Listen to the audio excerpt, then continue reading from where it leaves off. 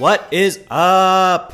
My name is Adrian from Rabona TV, and I gotta say, I love the Champions League draw today. Why? Because we get to test ourselves against Manchester United, and hopefully we can get an exact replica of that Champions League table from the 2011-2012 season. Need I remind you of what it looked like?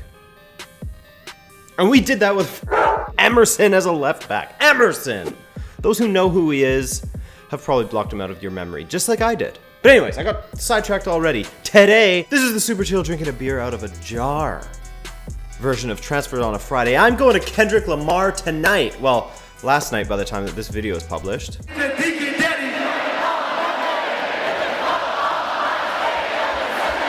So grab a drink, chill if you want to, subscribe if you're new to this channel, and let's get it. Starting in Catalonia, and no, we are not talking Phil Coutinho, as Liverpool gave Barcelona the big back up regarding their little Brazilian. So their other conquest in Ousmane Dembélé has become their main target. Now, if you believe reports out of Catalonia, you're foolish, as no deal has been agreed yet. That's right, there's no 120 million euros plus 30 in add-ons agreed on yet. So let's take it from the horse's mouth, so to speak, and listen to Dortmund CEO Hans-Joachim Watzke and what he had to say. Quote, "A decision is nearing, but none has been made yet. It would be good if we had clarity by the weekend. We are not the club making those things public, as in the agreed upon fees. There is no fixed agreement. We'll see about the rest." So this one looks like a sure thing now, as both clubs are willing to work on a fee that makes them both happy. Well, I mean, it won't make Barcelona super happy. They're going to have to pay out their ass for Ousmane Dembélé, a dude that doesn't even know which foot he likes to kick with. I'm joking, he's quality. Now the only question will be if Suarez and Messi will actually trust Dembélé, as it's no secret that if Messi doesn't trust you, then you're probably not getting the ball. Just ask Gerard Deulofeu and Alexis Sanchez. Speaking of Deulofeu, he may not have a guaranteed starting position this season if reports out of Paris and Catalonia are to be believed, but don't believe what you hear out of Catalonia. But there actually is some traction to this one, as many news agencies are reporting that Barcelona are so close to sealing the signature of Angel Di Maria. Apparently, personal terms have already been agreed. Get the pig's heads out.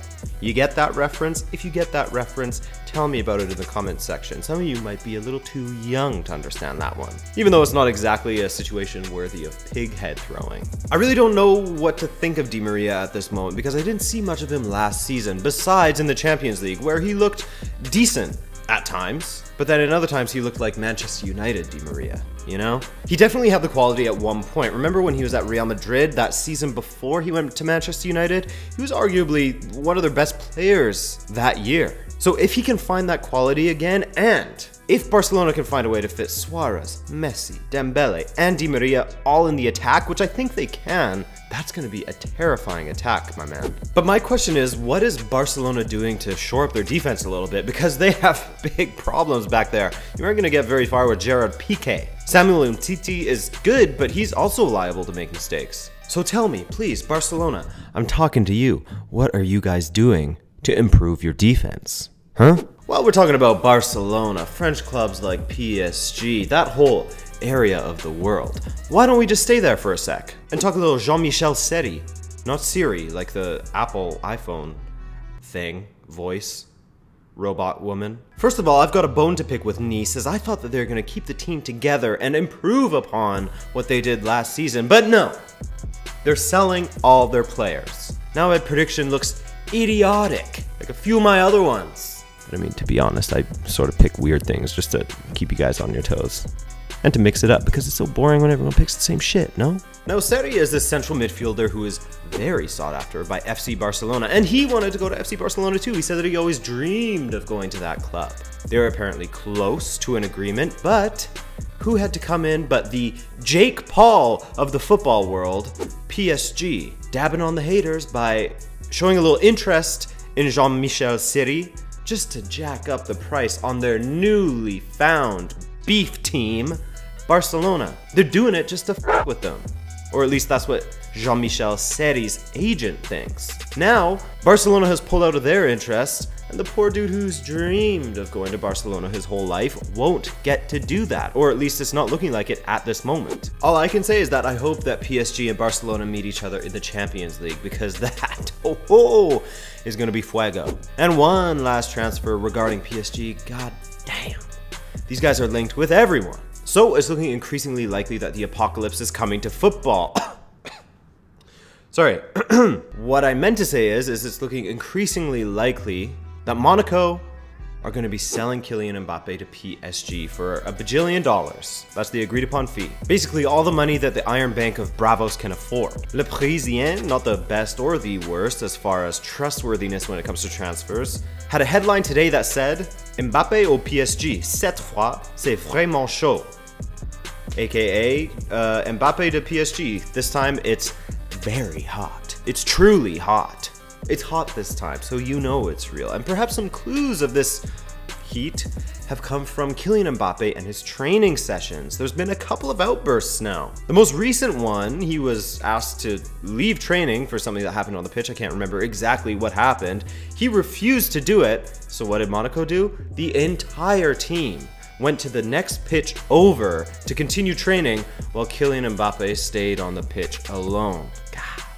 This is sad to see. This is exactly what we all knew would happen. Once all this talk, all this hype, all these insane price tags started to get associated with his name, you knew that at 18, no matter how mature he seems, it would start to break him. And I just hope that this is all cleaned up soon because everyone can see he's a quality player. Everyone. He was one of the few players in the Champions League that actually gave Juventus a headache, besides the entire Real Madrid squad, of course. That's huge for an 18-year-old kid to be the standout player for an entire squad, then to go up to the French national team and continue to kill it. I just hope that it gets sorted out soon because it's rare that you see a talent like this come along, and to have him ruined by something like this, what a shame. But anyways, apparently the fee is looking like it will be 150 million euros plus a player from PSG, either Javier Pastore, Lucas Moura, or Julian Draxler. God, man, PSG is just doing their best to ruin the transfer market and in turn, football a little bit. It's getting insane now. For all of its flaws, I think that there is some sort of middle ground between what's going on with PSG and in Europe in general with these outrageous wages that they're paying players, and something that the MLS has. Now hear me out, they have a salary cap league-wide, and then there's certain players, designated players, that can get paid above that don't affect your salary cap, but there's only a few per team that you can have. So I think that there's got to be some sort of middle ground between what's going on in Europe and the MLS that they need to find soon, because it's getting nuts. Alright, no more PSG, I'm getting sick to death of hearing about these guys. So let's move it on to Tottenham, who recently paid 40 million euros for Davinson Sanchez from Ajax, which is a club record transfer. And now, I'm sorry Tottenham fans, but it's looking like your club is looking to offload club legend Moussa Sissoko. Bless his soul. Not him. No! Not the guy who happily gave up the ball to David Luiz in their last match against Chelsea, which in turn led to Chelsea getting the game-winning goal. Not Moussa. Not Sissoko. Well, yes, actually, and apparently, according to a reliable source, he will be moving to Juventus of all teams, which is bizarre to me considering Marquisio confirmed that he's staying, and they signed Blaise Matuidi already. Oh well, I mean, if they're looking to have a deep run in the Champions League and win the Coppa Italia and win a Scudetto, then they need a deep squad. As a replacement, Tottenham are looking at the prospect of signing PSG. No! I said I didn't want to talk about them anymore! I'm sorry. I'm sorry. As a replacement, Tottenham are looking to sign PSG central midfielder slash right back slash whatever else, Serge Aurier. Alright, next story. And we're gonna blitz through a few of these here because it's almost Kendrick time. Juventus are also apparently close to signing, or at least confident of signing, Benedikt Howedes from Schalke, the German defender. Now, this is coming from Gianluca Di Marzio, the Sky Sports Italia reporter, who is a pretty reliable source regarding Italian transfers. So I think we can trust his word, and I think that Juve is really looking to bolster their defense, as that was their rock last season, and so far, teams like Lazio have found a way to get past it. Arsene Wenger dropped an absolute dad joke, got him, in a press conference lately when he was talking about the prospect of signing Kylian Mbappé. What did he say when asked about the young French forward? 180. It's the speed limit. Good one, Wenger. But people also asked him if they are still looking to sign Lamar, and we're talking Thomas, not Kendrick. And he said, quote, "It's dead because Monaco has closed the door definitely. They're still on cases like Fabinho and Mbappé." That was bad, Arsene Wenger. I've done better in the past. It's just I'm in a rush. I'm on camera. It's oh, Fabinho, you say. So with Fabinho's training ground rose as well, my mouth is not working. It looks like he could be out the Monaco door soon, and it's again, he's looking likely to go to that team that will not be named in this episode. And finally, it's looking like there could be a few more departures from Manchester City as Will Boney. Will Boney, that sounds awful. There's no reason to call him Will Boney. Wilfred Boney is looking like he will get that dream move back to Swansea, where he had such a beautiful love affair with that club before he moved on to Manchester City. And Pep Guardiola wants Eliakim Mangala out, at least on loan, as apparently they have a boon of central defenders and they can afford to get rid of some. I think that they need to bring in a solid central defender, as Vincent Kompany was going to get injured. Otamendi is good but streaky. John Stones, the exact same story, but hey, not my club to run. And the club that Eliakim Mangala is looking like he's going to is actually Inter Milan, and he really confuses me. Now, he was an excellent player at FC Porto, trust me.